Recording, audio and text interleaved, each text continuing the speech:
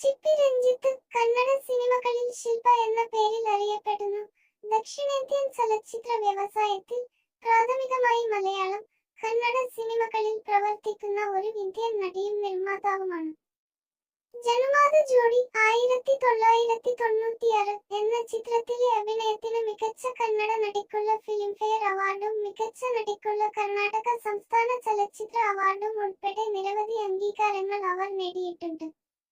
ഭൂമി തയ്യ ചൊಚ್ಚಲ ಮಗ 1998, മുന്നരിന മിഞ്ചു 1997, ഇത് എന്താ പ്രേമവയ 1999 തുടങ്ങി നിരവധി കന്നഡ സൂപ്പർ ഹിറ്റ് ചിത്രങ്ങളിൽ അവർ അഭിനയിച്ചിട്ടുണ്ട്. കന്നഡ സിനിമയിലെ ഏറ്റവും മികച്ച ഓൺസ്ക്രീൻ ജോഡികളിൽ ഒന്നായാണ് ശില്പയും രമേശ് അരവിന്ദ് ജോഡിയും കണക്കാക്കപ്പെടുന്നത്. സ്ഫടികത്തിലെ ആടുതോമയുടെ മോഹൻലാൽ, സഹോദരിയും പാതയത്തിലെ ചന്ദ്രദാസിന്റെ മമ്മൂട്ടി, വേർപിരിഞ്ഞ മകളും മലയാള ഭാഷാ ചിത്രങ്ങളിലെ അവളുടെ അറിയപ്പെടുന്ന കൃതികൾ.